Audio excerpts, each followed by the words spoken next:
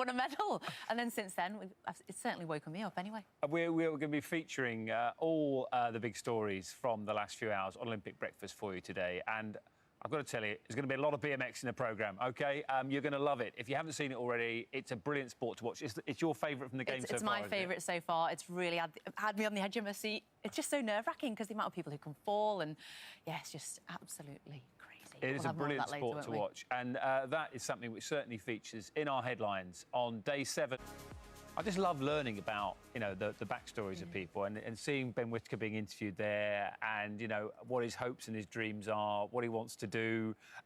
And the one disappointment for me at these games is that you can't have your family there with you and you can't celebrate with your family. I know that you get the live link up and you're able to talk to them back home afterwards, but it's just those shots in the crowd, isn't it, of your family there with you, alongside you, doing it with you, all the sacrifices they've put in. That's the one thing I think we're missing out on. And it certainly hits home as well, because when they do win a match or a race or whatever, they go to a screen, don't they? And it's like a little Zoom meeting, and there's pictures of their family at home, and they literally must just realise how far away their family are, and they just kind of get a bit emotional. So, yeah, it's a shame. Because when you were in Rio, who was there? Who was there with you? I had my mum and dad and my now husband, Tom. And it's just to be able to look at them when you're down on the pitch and you win, or even if you lose, I guess it's just as important. OK, well, we'll tidy up everything that's happened over the next few hours, the last few hours for you, over the course of Olympic Breakfast. But what we also need to do is get the news. We can do that right now. Here's Naga. We've got loads to fit in. Let me give you an idea of what's going to happen over the next few hours for you. We're going to stick here, obviously, on BBC One. Over on the red button, and remember the Olympics of 5 years ago, Joe Clark was the man who won gold in this event, actually, and Bradley qualified ahead of him for these Olympic Games. He's the 2019 world champion. He finished 4th in those World Championships back in 2019. So Bradley will be going in about 10 minutes, and you can watch that over on the red button. Here, we're going to bring you some of the trampolining a little bit later on with Bryony Page, who won a silver in Rio in the trampoline.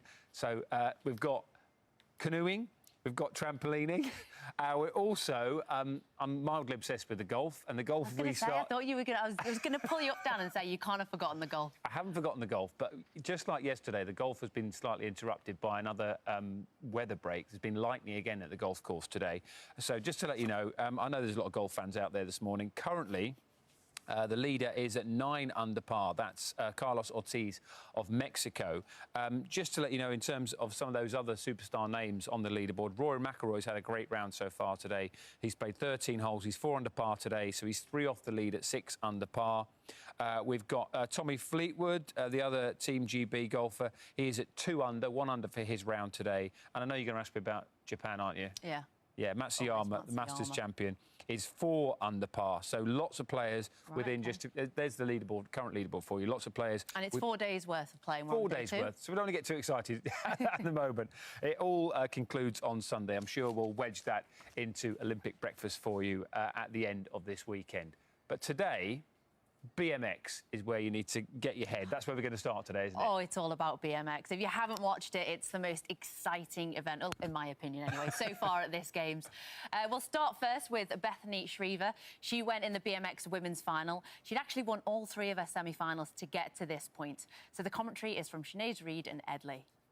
Good morning at the BMX. It was just incredible, wasn't it? And for Team GB to win the first ever BMX medals, one after the other.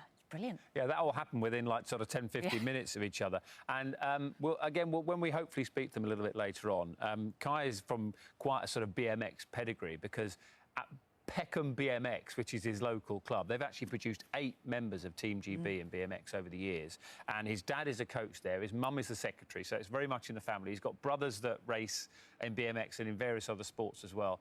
And they will have been going wild watching Kai. I know. I hope we managed to get some pictures, or there's some pictures of them floating around. And also we'll have Sinead Reid as well, won't we? Yes. With us later on. She's gone for a lie down, I think. She's hardly stepped at all. She's incredibly excited. And understandably, because, like you say, it's a milestone moment for BMX. And actually, Bethany Shriver's gold medal means that Great Britain is actually only the 3rd country in history, after France and the Netherlands, to win Olympic golds in all 4 cycling disciplines, which is BMX, mountain bike, road and track. So that shows you where Team GB are in terms of that cycling ability right across the board. So really significant morning to win not only a silver, but also a gold. Brilliant. Just the medals were coming thick and fast, weren't they, this Yeah. morning? Talking about that, we're literally going to take you through the medals that happened overnight, and some of them that happened were in the swimming. In the beginning, at the pool, there was a silver for Duncan Scott in the men's 200-metre individual medley. Commentary is from Adrian Morehouse and Andy Jameson.